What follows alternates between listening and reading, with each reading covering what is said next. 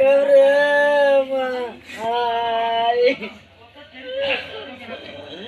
আমার বাবু বেকার একদিন না থাকিলা রে তার পয়সা পান তা তো নিশ্চয় গাড়ি থেকে পয়সা পান পয়সা পাইয়া তার গাড়ির টেনশন আছে মানুষ মরে যাক আমার গাড়ি ঠিক থাকতো তা নিয়ে কোয়েশন আমার গাড়ির সিসার মানে গাড়ির সিসারটা কিরকম ভাঙছে। দাঁড়িয়ে রয়েছে এই মুহূর্তে নতুন রামনগর তৃতীয় খণ্ডে যে রঞ্জিত রবি দাস আজকে সকালে এক মর্মান্তিক সড়ক দুর্ঘটনায় ঘটনাস্থলে মৃত্যু হয়েছিল সেই নতুন রামনগর তৃতীয় খণ্ডে এখানে তার বাসগৃহ আমরা এখানে পৌঁছেছি ইতিমধ্যে এই এলাকার অসংখ্য মানুষ এখানে এসে পৌঁছেছেন এবং তার শোক সন্তপ্ত পরিবারকে সমবেদনা জ্ঞাপন করছেন। আমরা যে জায়গায় রয়েছে এখানে নতুন রামনগর তৃতীয় খণ্ড রঞ্জিত রবি দাস যে সকালে এক মর্মান্তিক দুর্ঘটনায় ঘটনাস্থলে মৃত্যু হয়েছিল সেই রঞ্জিত দাসের আসলে বাড়ি হচ্ছে এইটা। আমরা সেই বাড়ির দৃশ্য আপনাদের সামনে তুলে ধরার চেষ্টা করি। এখানে রঞ্জিত দাসের স্ত্রী এখানে, আর এই হচ্ছে রঞ্জিত দাসের গড়। এইটা হচ্ছে রঞ্জিত দাসের গড়। আর সকালে কিন্তু রঞ্জিত দাস এখানে নিজের কাজের জন্য বেরিয়েছিল গড় থেকে এবং সেই গড় থেকে বেরিয়ে সোনাই অভিমুখে যাওয়ার পথে নতুন রামনগর প্রথম খণ্ডে একটি মর্মান্তিক দুর্ঘটনা হয়।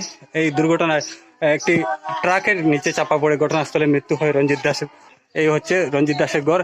আর রঞ্জিত দাসের কাকু, রঞ্জিত দাসের ছেলে মেয়ে কয়জন? রঞ্জিত দাসের ছেলে মেয়ে কয়জন? একটা মেয়ে আছে, একটা ছেলে দেখাইছি না। আচ্ছা আচ্ছা, আর ছোট ছোট ছেলে। আর রঞ্জিত দাসের স্ত্রী কেন আছেন না?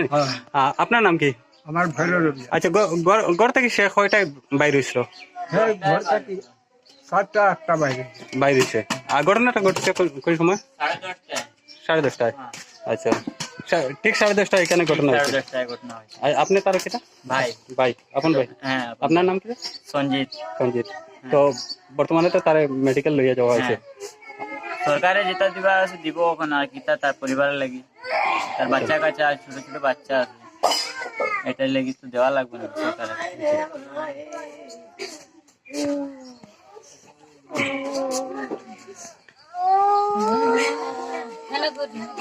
এই হচ্ছে রঞ্জিত রবি দাসের স্ত্রী।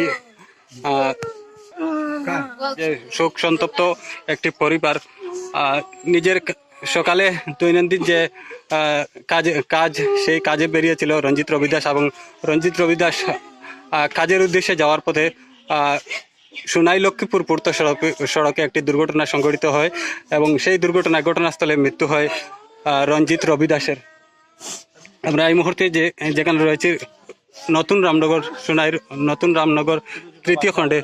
আর রঞ্জিত রবি দাস ইতিমধ্যে রেখে গেছেন দুটি ছোট্ট ছোট্ট শিশু এবং স্ত্রী সহ অসংখ্য মানে পরিবার পরিজন রেখে ইহজগৎ ত্যাগ করেছেন রঞ্জিত রবি দাস। আজকের এই মর্মান্তিক ঘটনার সাক্ষী হলো গোটা সোনাই এবং লক্ষ্মীপুর সমষ্টি।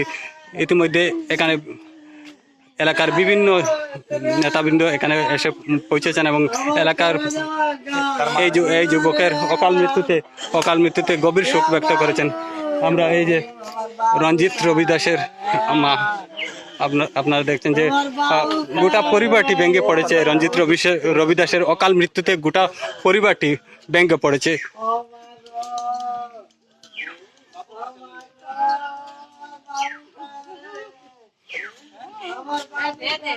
টিপার গাড়ি পিছন থেকে তারে মারছে, হে না যে ফার্স্ট ওয়ালই করতে মারছে না, পিছন থেকে তারে মারছে। মারিয়া পুরা মানে তারে বাচ্চারে পুরা স্পট ডেড হয়ে গেছে। বাচ্চা তার ছোট ছোট 2টা বাচ্চা, মা আছে, বাবা আছে, ভাই আছে। তার এখন আমরা সরকারের কাছে দাবি চাই, মানে তার পরিবার কিরকম চলবো না চলবো, কিরকম কিতা করায়, এটা সরকারে আমরা সরকারের দাবি চাই। ওভারলোড কি লোড আছে? মাটি ওভারলোড মাটি আছে, মাটি পুরা ওভারলোড আছে। গাড়ি তো আছে বর্তমানে, সারে লইয়া গেছে বর্তমানে।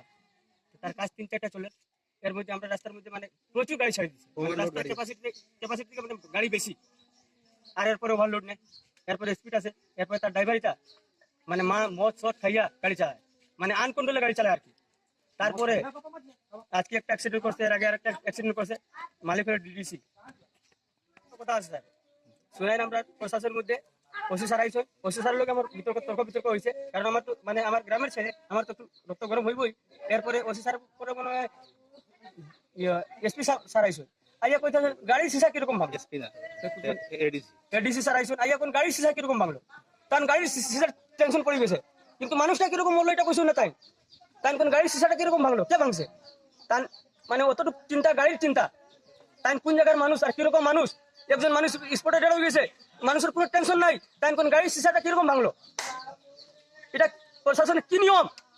প্রশাসনের নিয়ম? আমার গাড়িটার টেনশন নিমু, গাড়িটা কি টান আছিল না